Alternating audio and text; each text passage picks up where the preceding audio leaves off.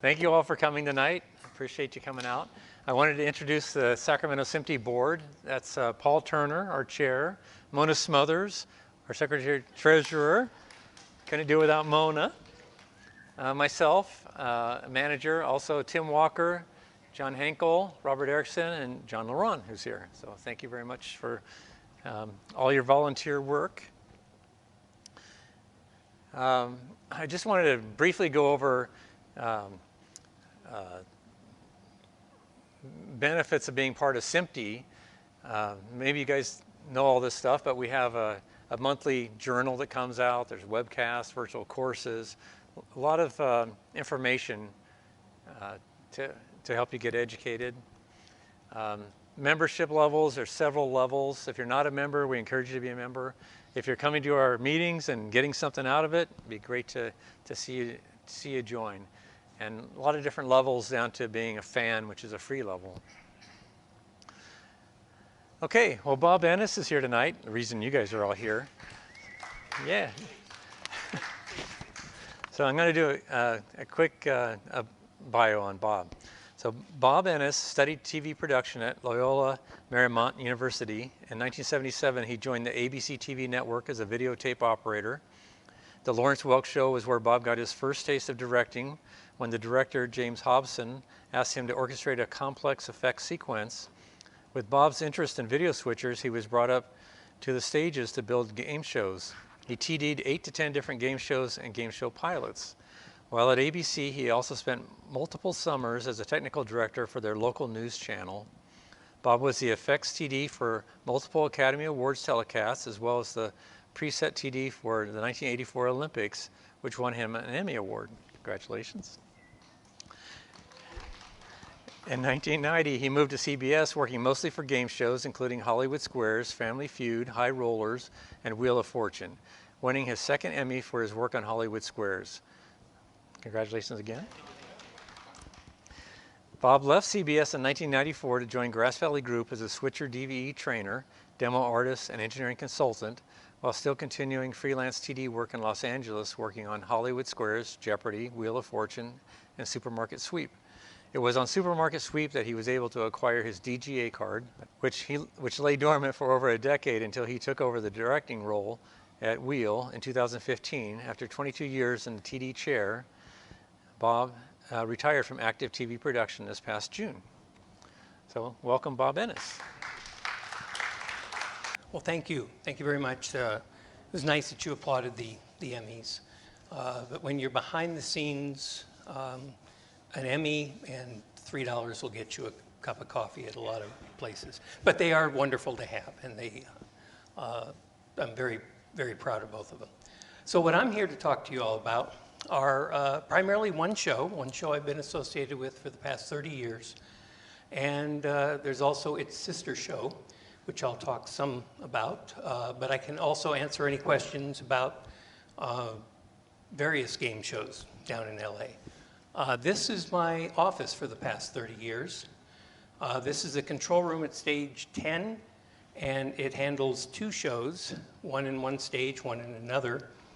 The first show started in 1964. Game show mogul Merv Griffin approached NBC about doing a quiz show, and based on something he had seen in the 50s, he proposed this show that rather than have the host ask you a question and you give them the answer, you turn it around. So the host would give you the answer and you would ask the question. And the actual name of the show was What's the Question? The network was not terribly happy about that because the contestants could win money, but if they guessed wrong, they didn't lose any money. I'm trying to lose some of the kicking there. What they wanted was more danger in the show. And so they started changing it to where if you didn't guess correctly, you lost money. And they changed the name of the show to reflect this new degree of tension. And the show is called Jeopardy.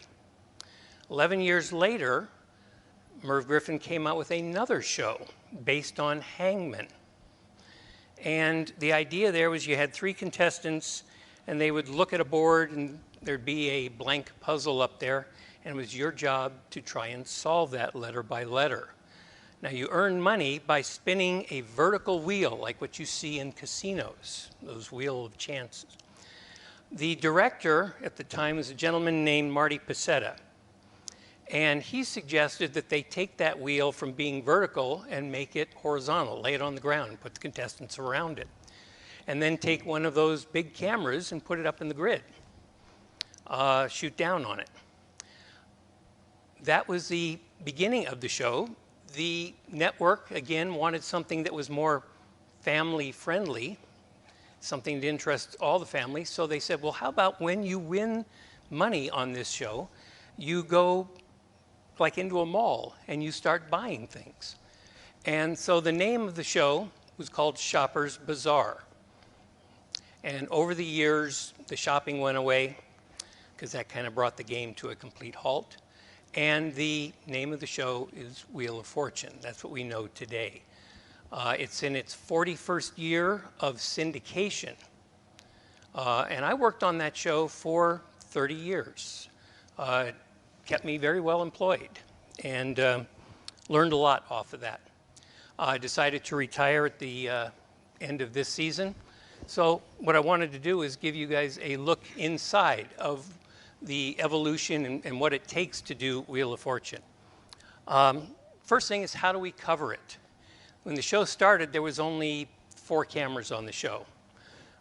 Even the directors that I filled in for, there were only 4 cameras, maybe 5. I like cameras. I like to be able to see everything. And as a director, I'm not like one of those movie directors that work with actors. I'm more like a sports director. And I've always said that directors don't really direct sports. Sports happen.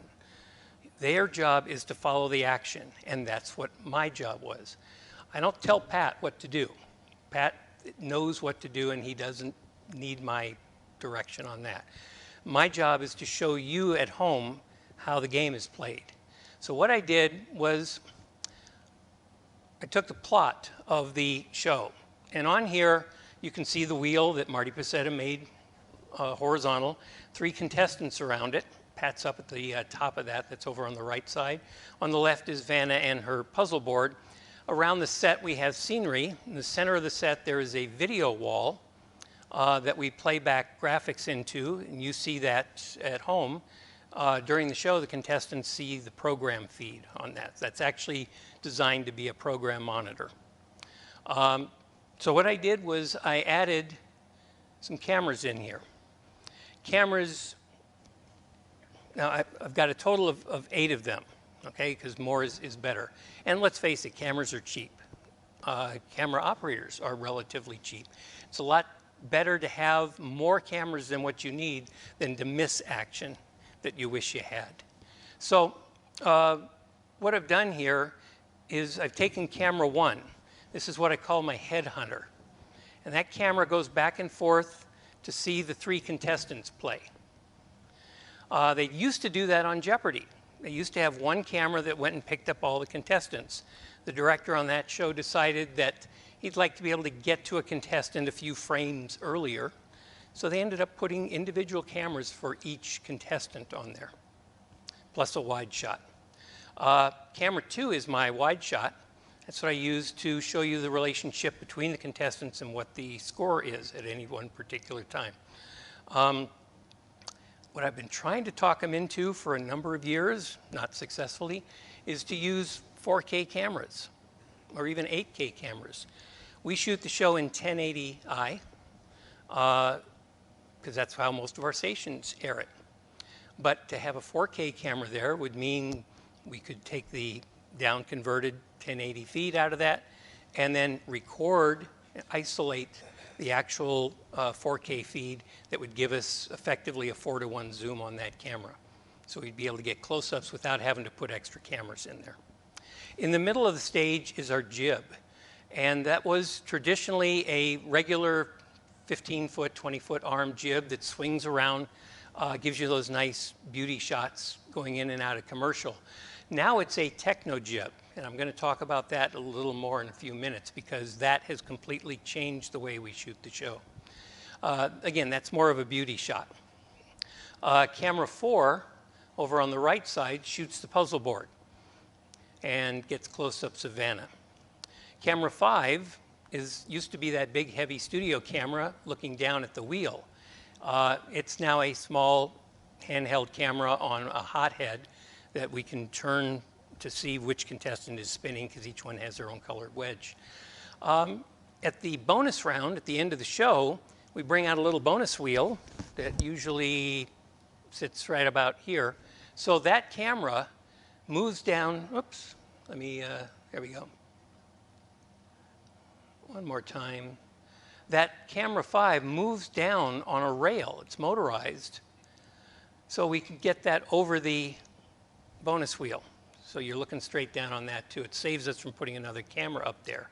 Camera 6 used to be a handheld that would occasionally shoot Pat. I like having Pat there all the time. Makes a good cutaway, helps us pull time up on the show. Camera 7, which was our handheld, ever since COVID, these contestants have had to move 6 feet apart. And so the contestant down here no longer has a good eye line to camera 1. So I use camera 7 to shoot that contestant, okay? And then camera 8 is a little PTZ camera that we use to shoot our announcer, okay? That also swings around and gives us audience shots. Now, we also do celebrity shows. That's been the big thing for the past few years. ABC has got us, they're in a game show kick right now. So we do celebrity shows. And one of the things about a regular show versus a celebrity show is, and this is my opinion only, that people do not tune in our show to see the contestants.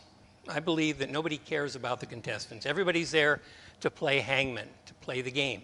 Nobody tunes in Jeopardy to see the contestants unless somebody's won for 20 days in a row.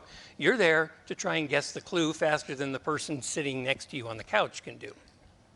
Same thing on wheel. People tune in to play hangman. But when we do celebrity shows, people tune in to watch the celebrities, to watch them pal around, and that's the entertainment portion there. So the other cameras 1, 2 through 7, are the same, but I add an 8th camera and a 9th camera. Camera 8 always has a close-up of this yellow contestant.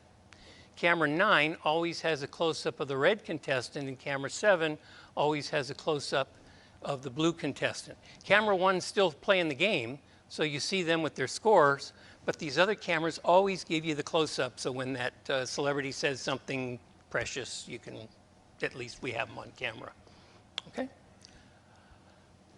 That techno jib that I was talking about has completely changed the show. I trust you all are familiar with jib cameras. Okay, what they do, they used to have these great big cranes that the cameras would ride on, those big studio cameras.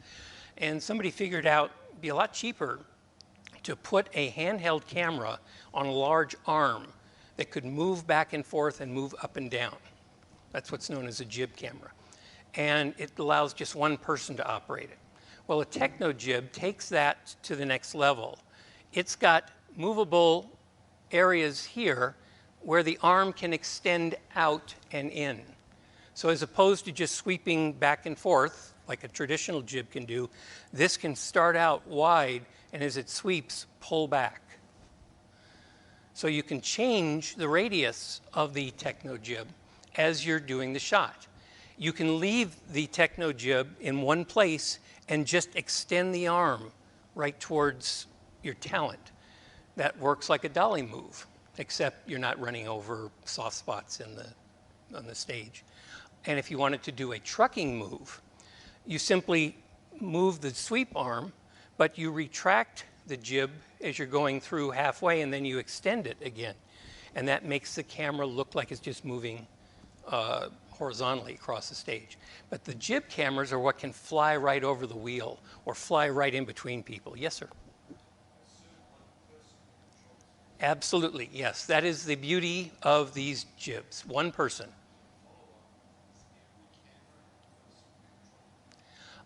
Excuse me. On wheel, the answer is yes.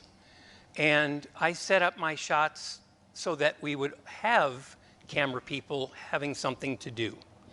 On Jeopardy, if you have a close-up of each contestant, you really don't need an operator there.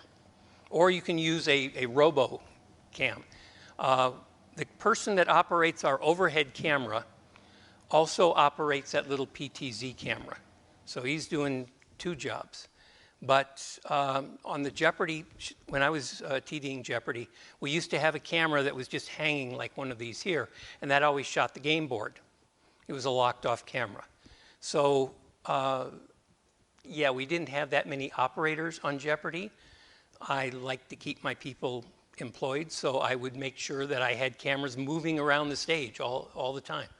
And I changed up every show so that there was a little bit of difference there, but it justified keeping camera people there. Okay, I'm a big believer about keeping people employed. You know, we're in the communication industry, and it's all about people. Okay. So what equipment do we use on the show? Well, we got a whole bunch of stuff here. As I said, we have eight video cameras up here. We also have 8 channels of video server.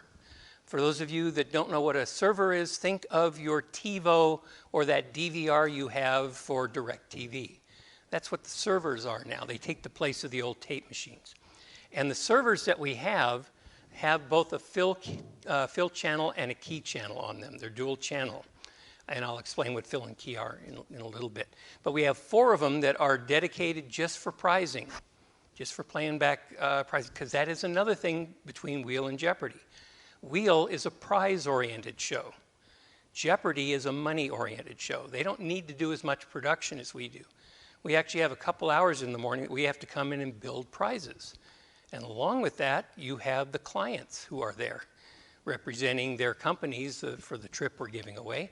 And every one of them has an opinion on how you should do stuff. So, so we've got production that we do in the morning, and we have 4 machines that we use primarily for playback.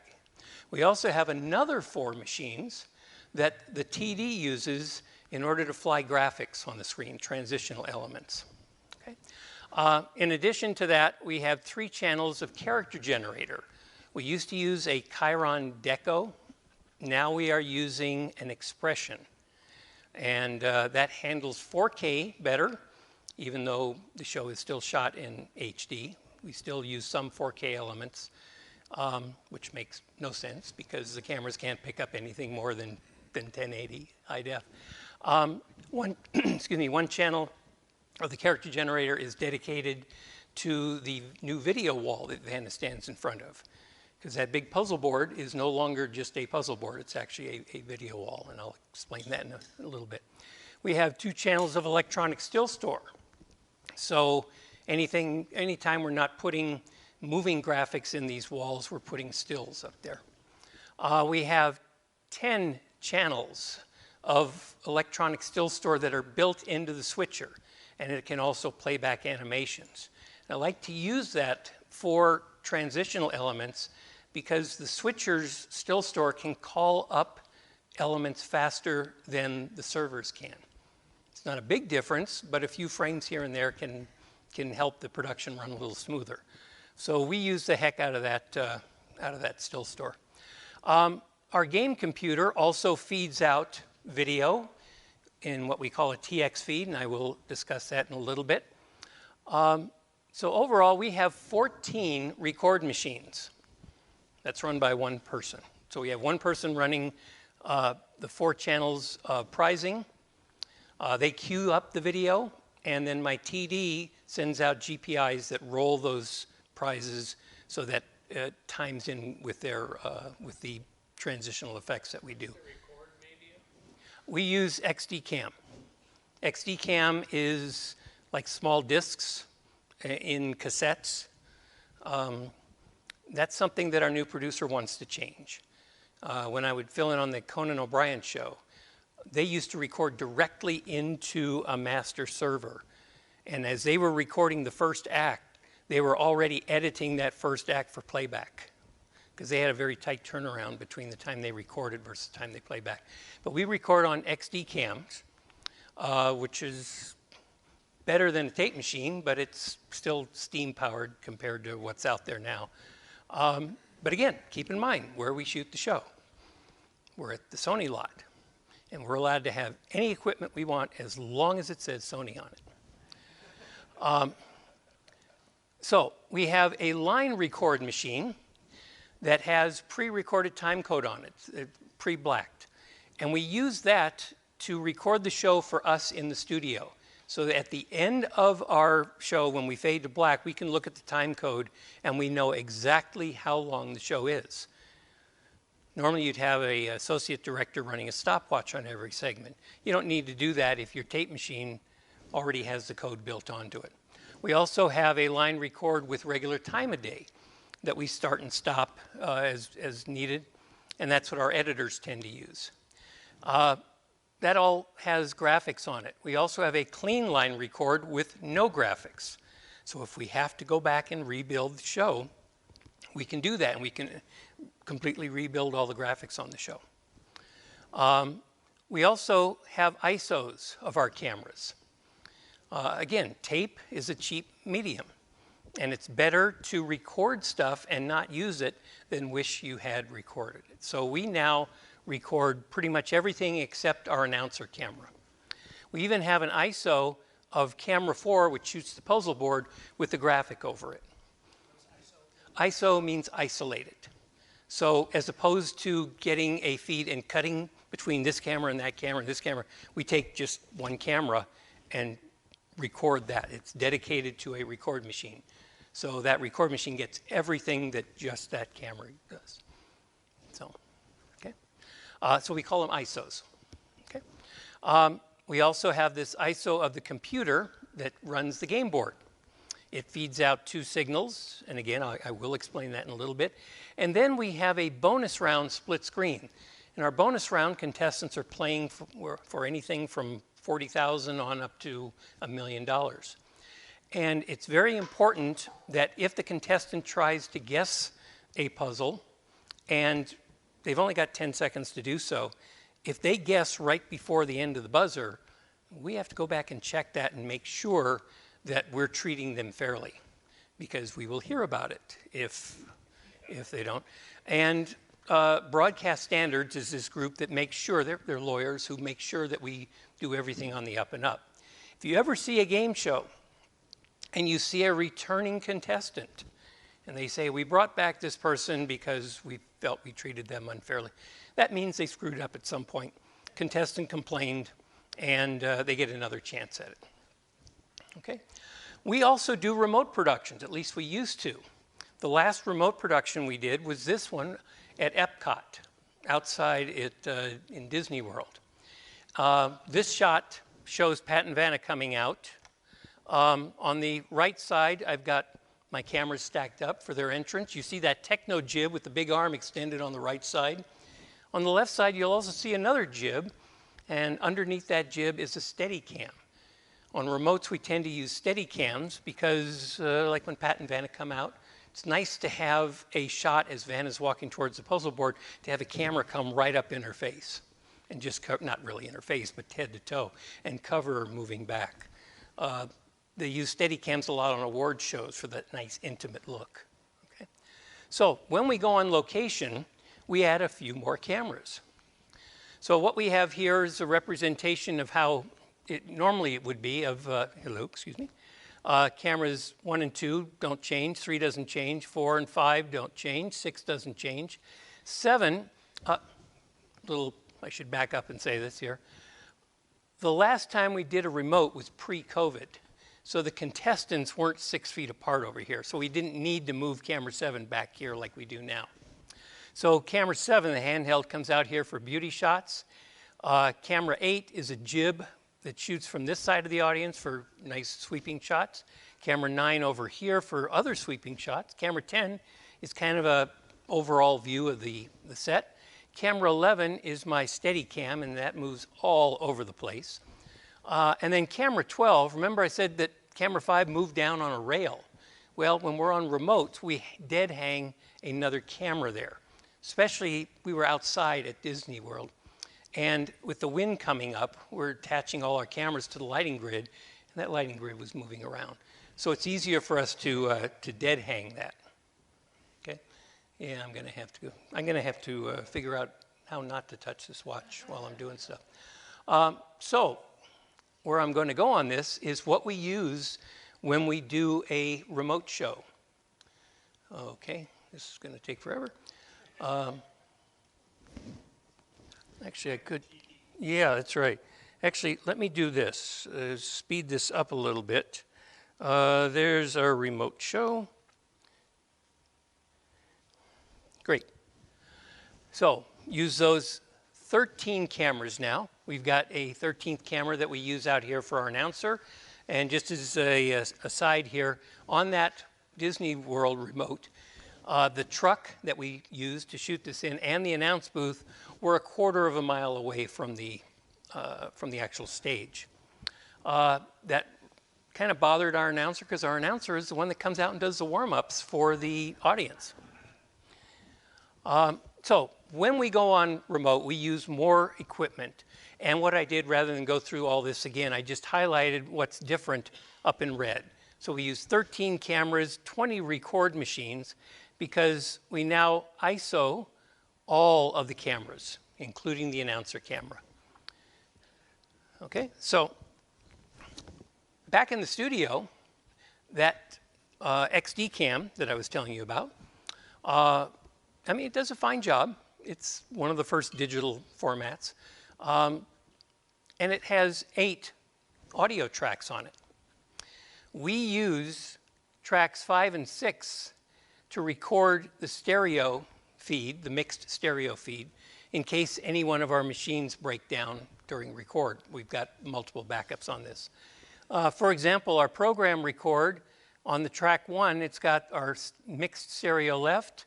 Channel 2's got our mixed stereo right. Channel 3 has our music by itself on the left side. Channel 4 has the music right. And you can go through this. I could explain all of them, but the point is on this that we isolate absolutely everything. So we separate out all the audio so we can rebuild stuff if we have to. Things like our ISO 3, contestant 1, 2, and 3, ISO by themselves. Vanna is ISO'd. The host is ISO'd. Even if we add extra contestants, like if we have 2 contestants per spot, contestants 4, 5, and 6, we can isolate absolutely everybody and rebuild things from scratch if we have to. We rarely have to rebuild from scratch for the daytime shows. On the celebrity shows, our producer wanted to have all the shows remixed at an audio house in Hollywood called Levels. And so they took this and threw away our line mix and rebuilt the show from scratch. So they used it for the celebrity shows. Why? Because ABC wanted cleaner shows like that. That was just something that they wanted to do. So, and ABC was our client for the celebrity shows. Okay. Down here, by the way, this bonus round, Emmy 1 gives us a split screen of the contestant and a clock, and we have a ISO track of just the contestant and an ISO track of that countdown clock. Yes? So on that ABC so-called cleaner show, yes. would the viewer at home notice? Absolutely not. Absolutely not. The only thing that they might notice is that on the ABC shows, you'll hear surround sound. They shot the show in, we didn't shoot the show in 7.1, but they mixed the show into a 7.1 format. And that may be the only thing you hear, you know, because audio, frankly, is like lighting. The only time you notice either one of those is if there's a problem. You know, if the audio person's doing their job, you don't know they're there. So that's what Pat actually told me about my directing.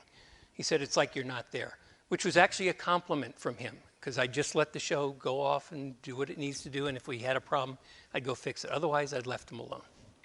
He liked that. Okay, so why do we need so much equipment? Well, unlike a lot of other game shows out there, Wheel of Fortune is shot live to tape. We treat each show as if it were live. Again, I treat it like a sporting event. Once the sporting event starts, it's the director's job to cover the action. An award show is live to live, typically. We have the advantage because we are live to tape that if something happens, we can go back and fix it. But the guys who do sports or the award shows, they've got to be really good. They do make errors, but the errors are so few and far between you never notice them. The show is cleaned up in post. At least it was cleaned up in post when yes, hi. Yes, we do, on Wheel, we do 6 shows a day. We take about 35 to 40 minutes to do each show. No, different contestants, same audience for 3 shows, then they break for lunch, and then we bring in a new audience to do the last 3 shows. Jeopardy does 5 shows a day. That's probably going to change. They did 5 shows a day because that's all Alex Trebek wanted to do. I used to do a show called $25,000 Pyramid. We did 10 shows a day on that. So it's a sausage factory, you know. People who think TV is glamorous, a game show is a sausage factory. So when I was directing, the editors used 80% of my line cut because I was just calling stuff left and right. The director who's currently there, who took over after I left, from what I understand, he doesn't call as aggressively as I did. But you'll never notice that because they clean it up in post. What does that mean, calling it? Call it live, okay. Actually, you're gonna see that happen in just a moment. I have a videotape of what the PL track sounds like. But what it means is as things are happening, I'm talking to my technical director, take a particular camera, put that camera online. I'm telling the cameras what shot to get. We're telling the audio people what to do, what music to play back, you know. We're telling lighting what to do. So as the show is going on, we are communicating amongst ourselves to follow it in real time. As opposed to a lot of game shows that simply set up a whole bunch of cameras, let the action happen, they don't even cut it live, and then they just put it all together in post. Again, by the time you see it, there's probably no difference to you. But, and I jump down to here, shooting a show live and to time is the most cost-effective thing you can do. Okay? Turnaround is much, much faster. And a lot of our shows we tape, and within a couple weeks, we have to air them. But it is much more efficient to do it that way. How long do you shoot a season for? Is it, you know, for game shows, is it 20 weeks? Or? We shoot 38 weeks of shows. We shoot from September to about March. We shoot 6 shows a day, 2 days in a row, typically every other Thursday, Friday. Okay, Pat has to fly in from Maryland or Connecticut. Vanna lives down south, Southern California. But we crank these things out. There are game shows that you see on like Game Show Network and all. They will do an entire season of shows in 2.5, 3 weeks. They'll do 6, 8 shows a day for 15, 16 days in a row, and then that's it. They're done for the season. So how much setup time do you take? You take the day before shooting to get everything set? It takes our art department and our lighting department about 2 to 3 days to set up a show. That's why we don't go 5 days in a row, because there's so much production involved. We have sets that we bring in and out. Jeopardy, again, it's the same set every time. So they can just knock them out day after day after day, but it takes us extra time because we've got all these sets to bring in, and then everything has to get lit for that.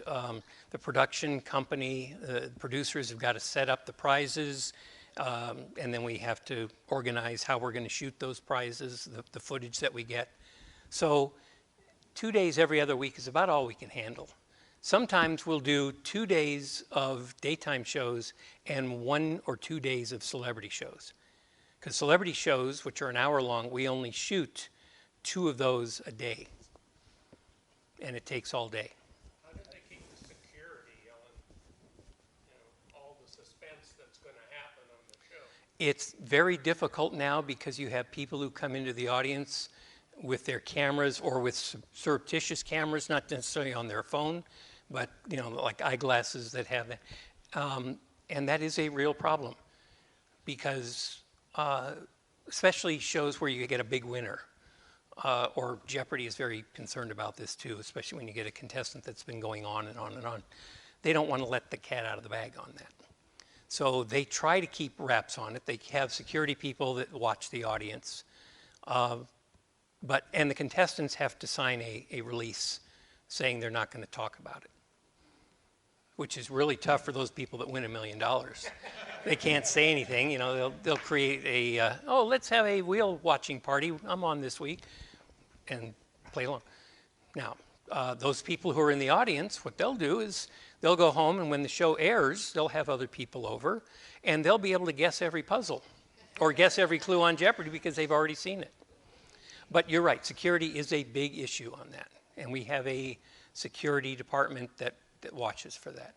Plus a lot of people, they're called pages, who are like ushers out in the audience to deal with that. Okay?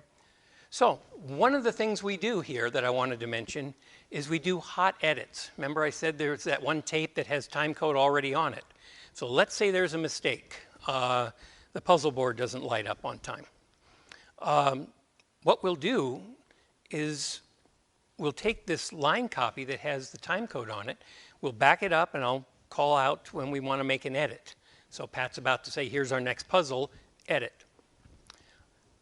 Back that up, play it back so Pat can hear it, and then we go into edit, which means a 10-second run up. He hears that going, what we just recorded, played back to him, and then we just put a live camera on. The edit goes live to our camera, and we just keep cutting the show. So that didn't happen all that often, but that was my primary job, was when something went wrong, how to fix it quickly. The advantage of doing that is that at the end of the show, even though you may have made a number of edits, that tape is going to show you exactly how long your show is. Okay?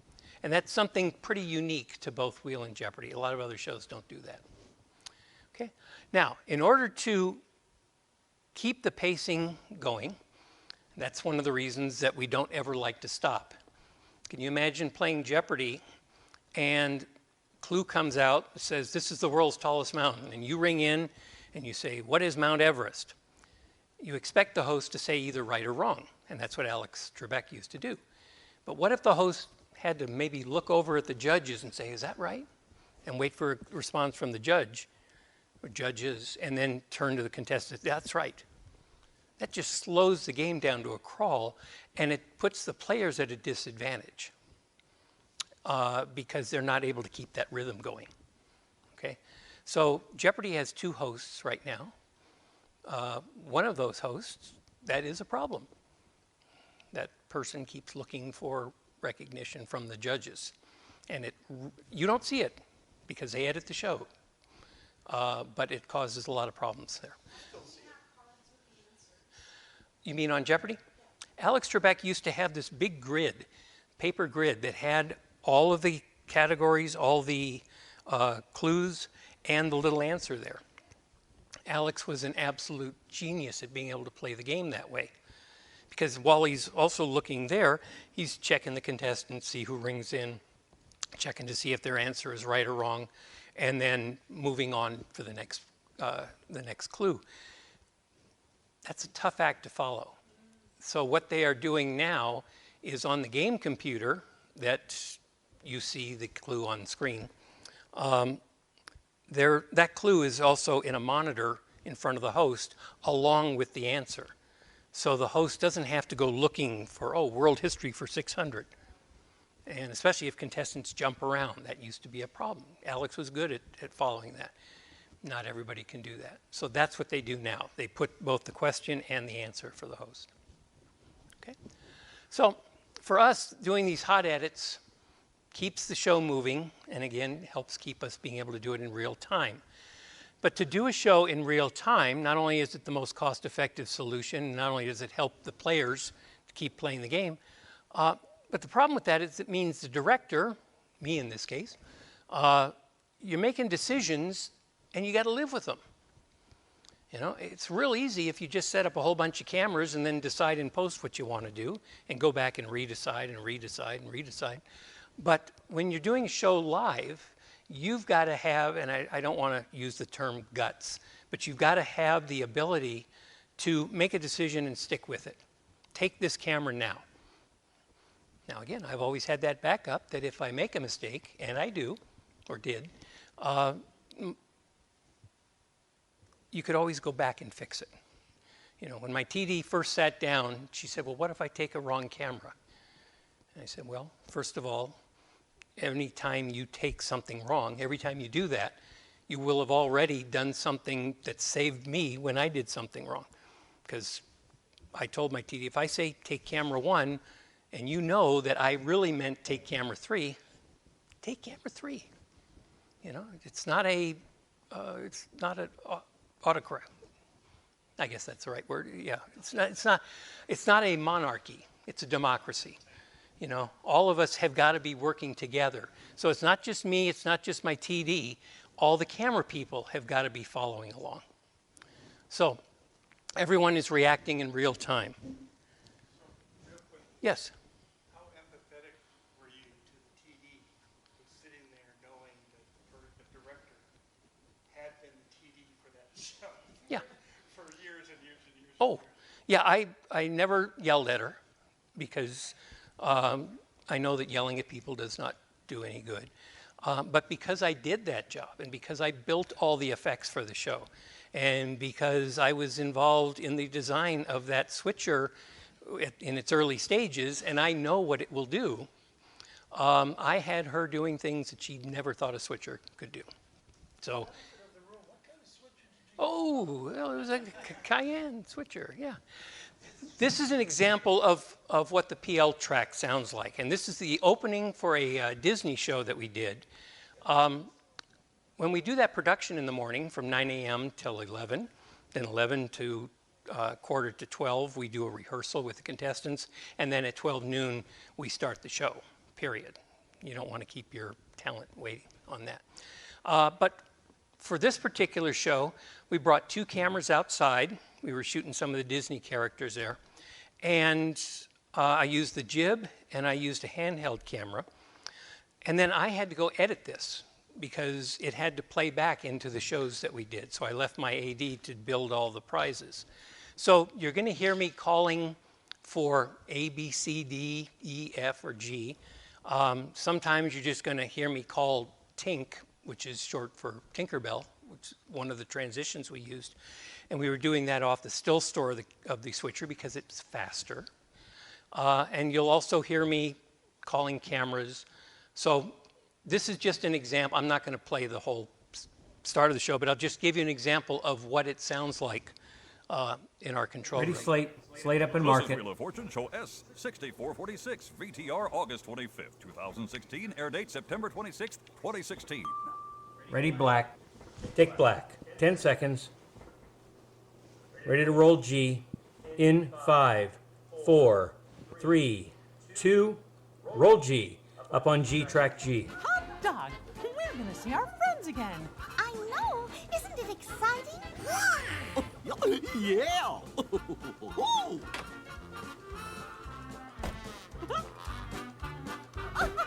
Ready to fly Tink on E and F. Ready to roll H with the graphic. Ready, chant. Come on, gang. This way. This is going to be so much fun. I can't wait to have my fortune. Fly Tink. Roll H, chant. Ready to effect to 7. Ready, music. Roll B in the wall. Music, effect to 7. Cue Mickey. Ladies and gentlemen, that's Jack. And Grandma what? Push on 7. Fly Tink. Ready to key J in the wall. Send Pat and Vanna. Roll J. Move 3. Take 3. Ready, 4. Take 4. Takes 2 characters. to Ready, replace A. the recording. Roll A. Take A. Ready, 3. Take 3. Ready, 2. Split them. Take 2. Ready, 3. Take 3. Ready, 6. Well, take I 6. go from one set of Set the characters split. to another. Here they all are. Get Ready, ready. 3, Everyone should have take one of those 3. devices, each team, Toss as we it. get ready for our first toss-up. It's a phrase. It's worth $1,000. And then the show continues on, okay? So it sounds like organized chaos in there. And again, that was just me talking. My AD was cueing other things. Lighting director was cueing other things. 6. 6 times a day, yep. So I hope while you were watching that, not only were you hopefully impressed with my calling the show, but I hope you were equally as impressed with the fact that my TD was following along with me on everything. The cameras were there when they needed to be. Music was there. Stage managers sent Pat and Vanna out the right day. That everybody was playing together, all right? Again, it's not a one-person show. And I always said that, I was more like the conductor of the show. I had a whole bunch of musicians that made the music. I just kept everybody in time. But to help keep them in time, I would make up these cheat sheets. And this is a one sheet that I build one for every show. I'd make this up primarily for my TD, but I'd also give one to my associate director and to the stage managers so that everybody knew where I was going during the show. I don't necessarily have the gameplay there because the gameplay is pretty straightforward. You know, you take the puzzle board with Vanna, you take the overhead shot of the wheel, you take a close-up of the contestant. This was designed to help everybody understand where we're going, okay? And then I got the cameras. And for the cameras, this is for our celebrity shows, I would build shot sheets. And along the left side, I have the various things that are going to happen during the show. And along the top, I have cameras 1 through 10. And I have a list of what I expect from every camera during every one of those portions of the show, okay? The way I did it here is that I leave a shot in white unless there's going to be a change. If it's going to be a change from the previous shot, I put it in yellow so that the cameraman, you know, wakes up a little bit on that. And my AD would take these and cut them apart and make a shot sheet just for camera 1 with just camera 1's info, and the same thing for camera 2 and 3, et cetera. So this kept them on the same page as me. Otherwise, I'd be having to call every single one of these, and frankly, I'm not that talented to be able to do that. So it's easier to send everybody out with the information ahead of time. This, by the way, is what they also do in sports. Every camera knows what to do during certain situations. So how many cameras do I need to organize and keep track of during the show, as well as my TD? Let's take a look at some various shows that are out there. Your local news. They usually use between 3 and 5 cameras in the studio. That's pretty easy to keep track of. If you get to a show like Wheel, we use 8 cameras, 10 cameras for the celebrity shows, 13 for remote shows. The World Series this year used 52 cameras. Fox had 52 cameras out there. That didn't include the number of replay machines and graphics generators and computers and all that stuff. You need a pretty big switcher for that. Want to guess which type of switcher they use for that?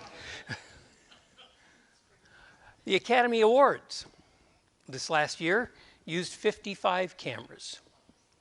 And again, everything is scripted on that. Not necessarily the award acceptance, but all the musical numbers and stuff, and the directors putting all that down. Directors work for months to put together a show like that, which is why they get 7 figures for doing that show. NASCAR uses a bunch of cameras. They've got 74 cameras that they use on a typical NASCAR day. And then the big daddy of them all is the Super Bowl. This last year, the Super Bowl had 94 cameras, not to mention all the tape machines for replays and servers and graphics and stuff. There's a lot going on. So as nice as I feel about being able to handle 8 cameras, I am very envious of these folks who can go out there and do 94 cameras, and the team that works with them to make that happen. So, When you're doing these very large shows, yes. how do you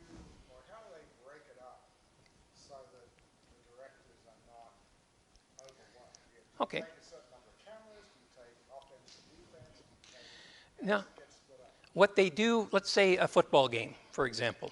What they used to have were 3 cameras, one on the 40-yard line, one on the 50, one on the other 40. And that was what covered most of the game. And after a play, then they go in for the sideline cameras to get the close-up of the quarterback or the close-up of the ball. Those extra cameras tended to be for more of the beauty shots and all. Now, some of those cameras include being in the little cones that they have on for a touchdown, on the goal line. And now what they're doing for football is they're putting a camera on the 10-yard line and the 20 and the 30 and the 40.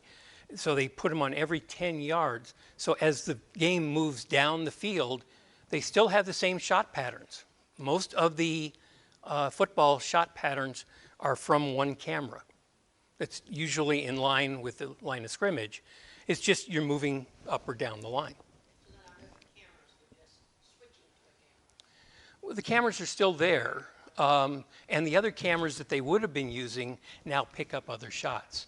But to do the main game, it's just following that main pattern. Yes, Tony? Does the NFL or the NCAA limit which replay machines can be used for replay officiating, or do more popular games get better replay? My understanding is that the officiating replays are a completely separate set of servers.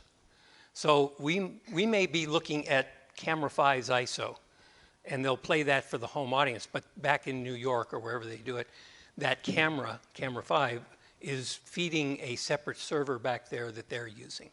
So they have particular servers that they use for, that they pre-selected to use for officiating.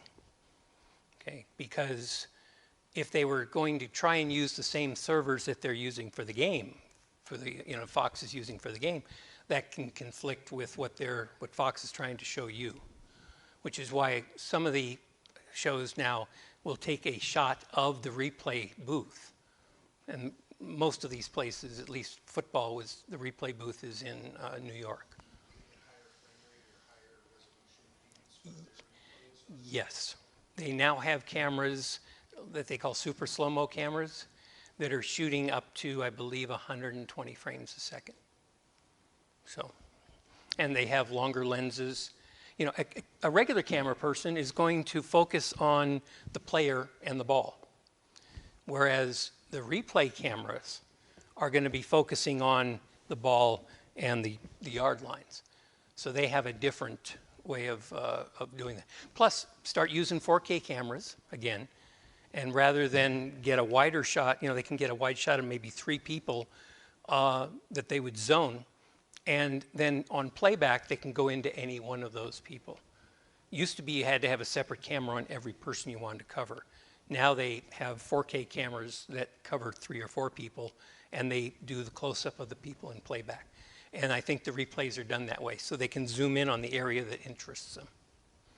Yeah, 4K is an amazing technology. Okay, so that iconic game board that everybody thinks of on wheel. When the show first came out, and all the way up until 1997, the board was created by 52 separate Trilon boxes. What is a Trilon? Well, a Trilon is basically a 3-sided box. So on one side, it had sparkles on it. If a particular area was going to be involved in the puzzle, they'd have a white box. So they just turn the Trilon to that. And then if that particular letter was called, I'd like a W, the game board operator would simply make that a brighter box. They had like 2-tone or 2 stages of light in there. And that third box, the third side of it, was simply another white box with a piece of acetate slid in there that had a letter on it. And that worked for, from 1965 through 1997. There was a problem with this, though. And that is, not that you would ever see it at home, but the problem is that you go ahead and you guess the puzzle. And great, game's over, and let's move on to our next puzzle. And we had to stop down because that's a mechanical board. We actually had stagehands that would take the entire board, push it off stage behind a curtain, take out all the letters that were there, and reload for the next game. So how long did it take us to do those shows? Instead of doing the shows in 35, 40 minutes like we do today, those were taking an hour or longer to do, just because of the time to redo the puzzle boards. Did they ever get it wrong? No. They didn't there because one of the advantages of having people on your show as opposed to just machines. When I was doing $25,000 Pyramid, this producer, Bob Stewart, I had told him, well, you've got these things that are turning, and instead of having people turn those, we can just make them monitors, and I can pop stuff in there. And his response to me was, I can't yell at a monitor. Okay? By having people do this as opposed to a computer, and of course the computer is only as good as its programming, but by having people there, and you didn't just have some flunky putting the letters in, you had a producer there making sure that it was spelled out right. So you had checks and balances. So no, it was slow, but it was a very effective system then. So in 1997, they decided to speed the show up for our purposes. And the game board now, and this happened up till 2 years ago, the game board was 52 separate LCD monitors, 16 by 9 monitors, each with standard resolution. So when the box is turned on its side, each letter had effectively a 720 pixel resolution. Each monitor had a touch-sensitive strip along the right side because the game computer would light the box up to blue. That would be Vanna's cue to press that letter. Well, the computer, in theory, could have done it without Vanna's help. But again, people don't tune in to see a computer. They tune in to see Vanna. They tune in to hear Pat. So they put these touch strips in there so Vanna could control which box came up at what time. So she would touch that touch-sensitive strip, and that would cause the computer to kick over. All the monitors were fed by one source, a still store that had all letters of the alphabet in it, and every monitor had a frame sync on it. Now, a frame sync simply takes video in and can freeze it. So once you've frozen it, now you can feed other video down that line, and that monitor still shows whatever was there. So every monitor had its own frame sync, and that's why on the old puzzle board, things spelled on. Yes, sir? No. Nope. The only problem we had was that we had to gen lock those monitors to our tech power. Because otherwise, if the camera panned left and right, you would see those boxes start to go and become parallelograms. Okay. You never saw much moire in there, and the refresh rate was not a problem. Which brings us, that topic, brings us to the game board we now have. Our producer that came on a couple years ago wanted to jazz up the game board, wanted to be able to put live video in there. So our new version, that whole wall of boxes is actually just one big monitor. It's a UHD monitor. It's not really 4K because it's not, an actual 4K screen because it's getting cut off to form the boxes here. So this is one image coming off of the game computer. And each of these boxes is just created as part of that image. So change in resolution being UHD 2160, better resolution. At least it sounds that way, except 2160 is top to bottom. Each letter, we got 4 rows of letters there, and there's also a little bit of space in between each letter. So the active effective resolution of each letter is somewhere between 480, maybe 500 lines. But again, you don't see it from the distance that we shoot it, okay? The only time you really tell this is a monitor is if we get a close-up of Vanna. You can start seeing some moire in the wall. Now, Vanna can't touch those boxes because there are no boxes anymore. So they installed 2 LiDAR systems down in the base of the board. And those form a XY coordinate system. So Vanna kind of reaches up towards a box, breaks the 2 beams, and the game computer changes that image. Okay? So Vanna is okay with it because it really hasn't changed her job. The one thing that Vanna wasn't terribly happy about was that they now wanted her to do more intros into commercial and talk more on camera. And frankly, she was not hired to be a spokesperson. She was there to look nice, to change the puzzle board around. And so this was something new for her. And I'm sure that helped her in her negotiations that she just had, because it's not what she was originally doing. She's now doing new stuff. But Vanna is very, very easygoing. She's one of the nicest people that you'd ever want to meet. Just a sweetheart. Pat is one of the most brilliant people you'd ever want to meet. And Pat is nice, but Pat is more of a private person. You know, one of the problems that people who are on television have is they come into your home every night. They're like a member of your family. You see them out on the, in a restaurant, you want to go talk to them, and you expect them to be as friendly to you as you want to be to them. They don't know who you are. So Vanna is, but she's the type who will do that. She's a wonderful person. Pat was very kind to me when I announced my retirement. Neither one of them really wanted me to go, and they were trying to talk me into staying longer, but my reason for leaving had nothing to do with the show. You know, my wife wants to travel more, so that's the reason I left. This company is called Ionico, the company that makes the game computer. And there's a whole bunch of stuff going on with that Ionico computer. For example, there is a user interface that the game operator plays. The LiDAR systems that Vanna uses to trigger the board. Then there's a scoring feed that comes out of this, and that's what feeds underneath the contestants. There's a second scoring feed that you don't see, but the producers see it, Pat sees it, Broadcast Standard sees it, and that has a running total of the scores of the contestants throughout the entire game. Then we have the UHD feed to the game board. Now, our producer wanted to have graphics, wheel goes to the movie or whatever, be able to display in that board. So the game computer has to be able to go from the game board look to live video.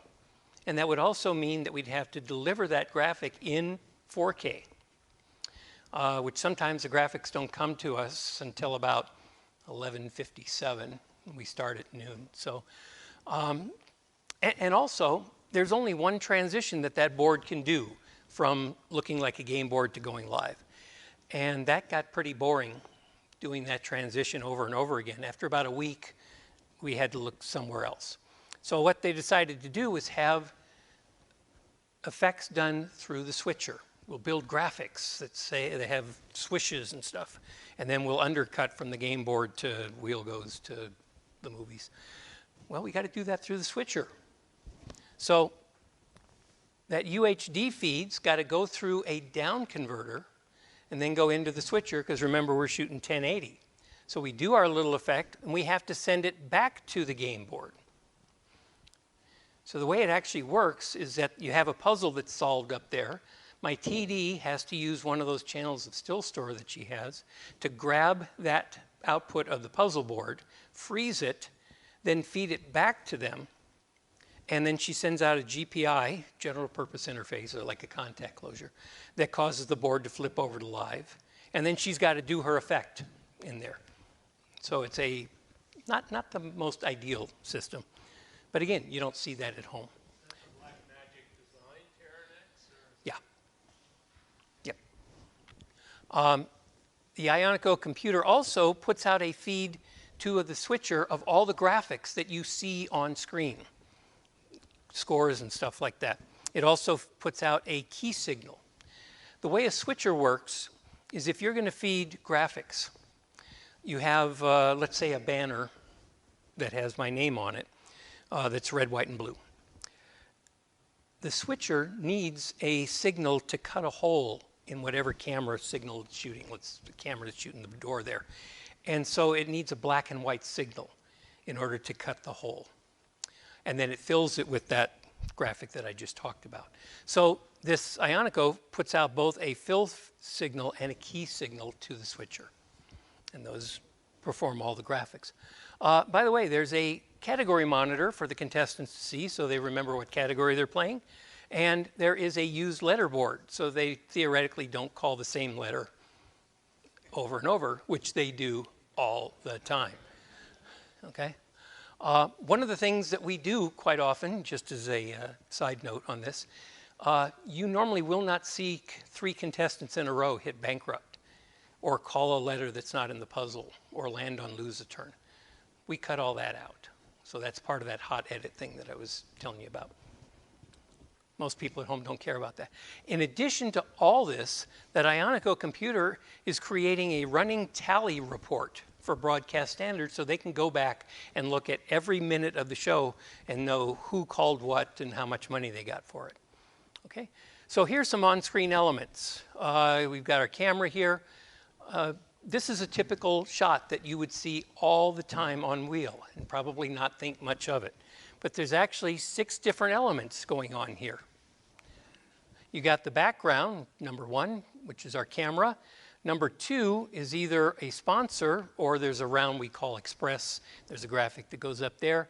There's a category, or excuse me, a scoring recap up there. There is a graphic that says no more vowels that animates on here in case everybody calls all the vowels. There is the traditional category bar, and then there is a called letter. Wheel is one of those shows that you don't have to listen to in order to play at home. We put that called letter up there so that even if you watch the show with the sound off, like during dinner, you can still see what the contestants called. On Jeopardy, you don't need the sound unless you want to know what the answer is. You can read the clue as it comes out. And that's what some of the best game shows are things that you can play at home. That's what keeps you involved. So this game computer, our friends at Ionico, created a feed on one page that gives us our category bar, that gives us that called letter, no more vowels that I talked about, the scoring recap, the sponsor, or we can take Express and the money that they make on that and move that up there. So they put this out to us all the time, and it's up to my TD to take each of these elements. You notice they're not necessarily in the position that I showed you on the previous page, because we have to be able to record this independently in case we have to rebuild the show. So for my TD, the job is to take the called letter and position it down here. Maybe move the category bar up a little bit depending on the shot, and take that no more vowels, put it right over the category bar, take these guys, move it up over here. There are 6 different elements going on, and she's doing this all on one Mix Effects deck. And not just one Mix Effects deck, but we're taking bits and pieces of that Mix Effects deck and recording partially clean things. Like we'll record the category bar, but not the called letter. That's why we have 14 record machines, because we're recording all this stuff. So what's it take to do something like this? Well, this isn't our actual studio, but it takes a humongous switcher. We use the Grass Valley Cayenne switcher. It has 5 Mix Effects decks, 6 outputs per Emmy, 30 resizers to move things around, and we use 90% of the power of that switcher, roughly equivalent to what they would be using on a sporting event like a football game. The thing that's even more impressive to us, and the reason that this switcher was put in,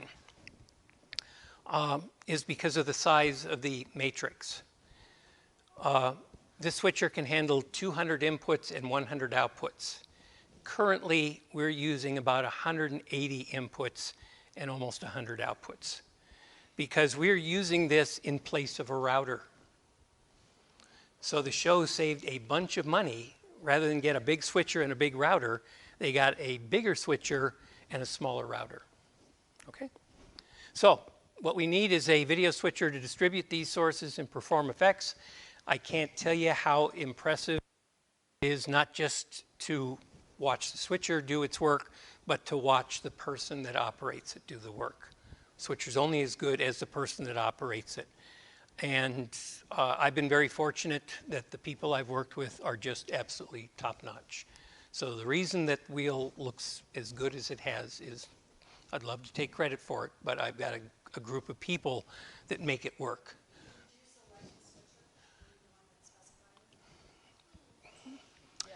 Yeah.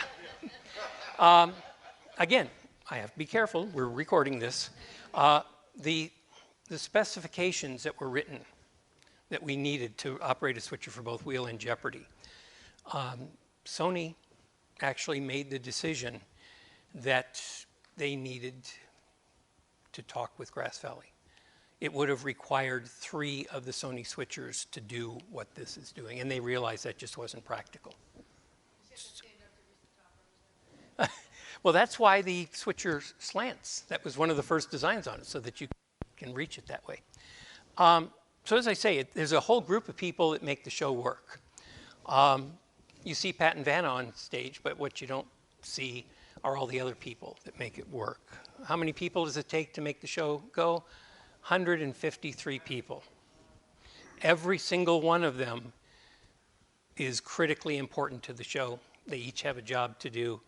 And yeah, you can automate a lot of stuff, but like I say, every one of those folks is absolutely critical. Yes? I had a thought at the beginning of this presentation, and the question was, how do you keep the crew from getting bored? And your presentation answered that. Okay, good.